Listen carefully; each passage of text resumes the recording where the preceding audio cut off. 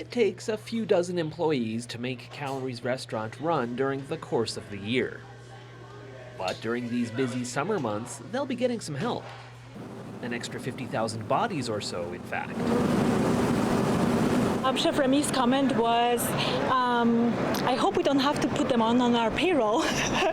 The new workers on the roof at Calories will produce beeswax for candles in the restaurant and honey to use in recipes. The cooking staff and the front of the house staff is really excited as well because they get to experience it firsthand, they get to learn about the bees, they get to work with them. So we've had a great response overall. The idea was the brainchild of artist Monique Martin, who was looking to establish a colony on a restaurant rooftop after seeing similar setups in France. Isn't it cute when they come out? She incorporated the project into her class at George Vanier Fine Arts School, as students submitted and voted on designs for the hives, with some inspirational help. We studied M.C. Escher.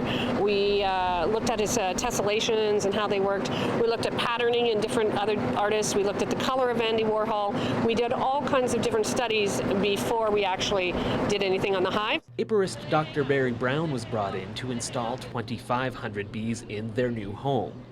That population will grow to 20 times its original size by the end of the summer. The bees are harmless as long as they aren't disturbed, and will make a huge difference for all local growers. They'll work for the window boxes with flowers for the gardens in the backyard. And they'll go 3 or 4 miles around the area here pollinating. So it'll be a very beneficial thing for the community. Bee populations have been devastated in recent years. 60% of the world's hives have been lost since 2004.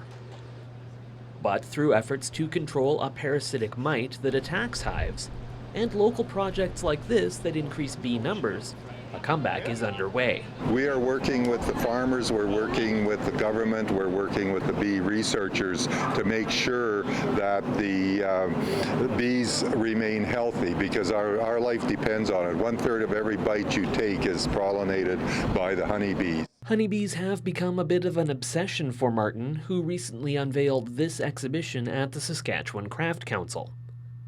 She says she identifies with the resilience these creatures have shown. I don't give up. I persevere, and I think I like that in them. And I also like that they work as a group, and that's what I do a lot with my students and in my own art world. I connect a lot of people in my art, so the bees and me have a commonality, I guess. Brown predicts these hives will generate 50 pounds of honey for Calories this year and another 200 next year after the bees spend the winter on the roof. In Saskatoon, I'm Simon Hyatt reporting.